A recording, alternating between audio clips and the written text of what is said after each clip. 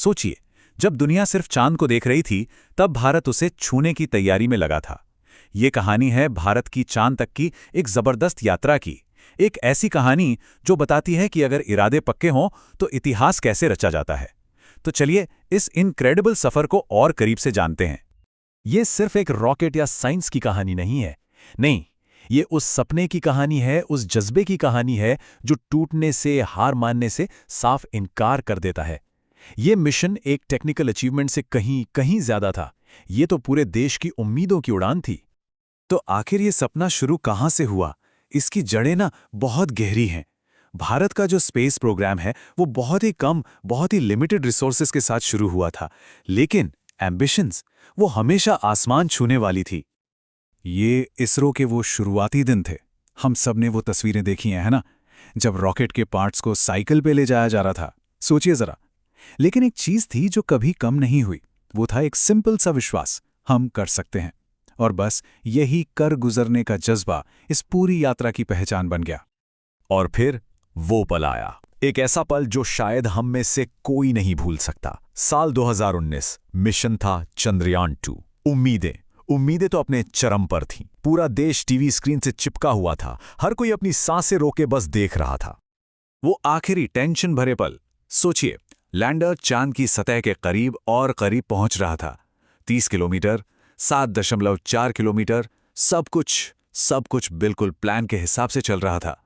और फिर सतह से सिर्फ 2.1 किलोमीटर ऊपर कम्युनिकेशन टूट गया। हम मंजिल से बस कुछ ही कदम दूर थे। और फिर सिर्फ खामोशी। इसरो के कंट्रोल रूम में और देश के हर घर में एक गहरी, भारी खामोशी। ऐसा लगा जैसे सपना आंखों के ठीक सामने टूट गया हो। लेकिन भारत की कहानी यहां खत्म नहीं होती। असल में कहानी तो यहां से शुरू होती है।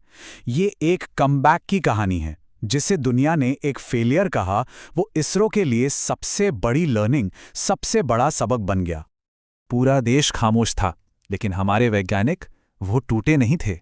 वो जानते थे कि असफलता अंत नहीं होती, बल्कि ये सिखाती है। और उन्होंने तुरंत काम शुरू कर दिया, ये पता लगाने में कि आखिर गलती हुई कहाँ।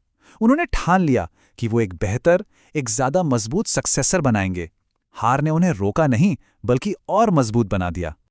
तो चंद्रयान-2 से जो सबक सीखे, उन्हें चंद्रयान-3 में कैसे इस्तेमाल किया गया? देखिए, पिछली बार लैंडिंग जोन छोटा था, इस बार उसे बड़ा और फ्लेक्सिबल बनाया गया। फ्यूल की कमी एक चिंता थी, तो फ्यूल कैपेसिटी बढ़ा दी गई। लैंडर के पैर कमजोर लगे, तो इस बार और भी मजबूत और रोबस्ट लेग्स लगाए गए। और सबसे जरूरी, सॉफ्टवेयर, उसे इतना स्मार्ट बनाया गया कि वो किसी भी खतरे को खुद पहचान कर उसे अवॉइड कर सके। हर एक कमी को एक मजबूती में बदला गया। और फिर वो दिन आया, 23 अगस्त 2023। एक नई उम्मीद, एक नया हौसला और वही पुराना सपना। भारत ने एक बार फिर चांद पर उतरने की कोशिश की, और एक बार फिर पूरा देश एक साथ अपनी सांसें थामे हुए था।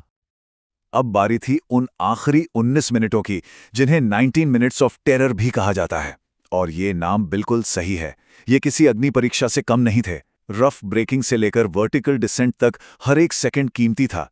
एक छोटी सी भी चूक और सब कुछ खत्म हो सकता था। और फिर वो आवाज गूंजी, वो शब्द गूंजे जिसने इतिहास बना दिया। टचडाउन सफल रहा, भारत चांद पर है। बस उस एक पल में पूरे देश ने एक साथ राहत की, गर्व की और खुशी की सांस ली। इस एक पल ने भारत का नाम इतिहास में हमेशा के लिए लिख दिया। हम चांद पर सॉफ्ट लैंडिंग करने वाले दुनिया के चौथे देश बने, लेकिन, और ये सबसे जरूरी बात है, हम चांद के साउथ पोल पर उतरने वाले दुनिया के पहले और इकलौते देश बने। ये जीत बहुत इमोशनल थी, है ना? लेकिन अब सवाल ये उठता है कि इस मिशन का साइंटिफिक पर्पस क्या था? मतलब आखिर ये साउथ पोल ही क्यों? ये जगह इतनी जरूरी क्यों है? ये सवाल तो मन में आता ही है कि आखिर इस अनजान, मुश्किलों से भरे लूनर साउथ पोल के लिए इतना बड़ा रिस्क क्यों लिया गया? इसका जवाब विज्ञान और हमारे भविष्य की अनंत संभावनाओं में छिपा है। तो जवाब क्या है? एक शब्द में, पानी। वैज्ञानिकों का मानना है कि साउथ पोल के उन क्रेटर्स में जहां कभी सूरज की रोशनी नहीं पहुंचती, वहां पानी बर्फ के रूप में जमा हो सकता है। और सोचिए, जहां पानी है वहां क्या क्या हो सकता है। पीने का पानी, सांस लेने के लिए ऑक्सीजन और यहां तक कि रॉकेट फ्यूल भी। ये जगह फ्यूचर में चांद पर बनने वाले बेसेस और डीप स्पेस मिशंस के लिए एक गेम चेंजर साबित हो सकती है। इस एक अचीवमेंट ने सब कुछ बदल दिया। भारत को एक ऐसे देश से जो सिर्फ स्पेस के सपने देखता था, एक ऐसे देश में बदल दिया जो स्पेस में इतिहास लिखता है। लेकिन इस कहानी के असली हीरो कौन हैं? वो हैं इसरो के हजारों वैज्ञानिक और इंजीनियर्स, जो चुपचाप बिना किसी शोर के बस देश को गर्व महसूस कराने के लिए दिन रात काम करते हैं। ये सफलता उन्हीं की है। तो चंद्रयान 3 सिर्फ चांद पर हमारा एक झंडा नहीं है, ये इस बात का सबूत है कि कोई भी सपना इतना बड़ा नहीं होता कि उसे पूरा ना किया जा सके। ये मिशन तो चांद तक पहुंच गया। अब सवाल ये है, हमारा अगला सपना हमें कहां ले जाएगा?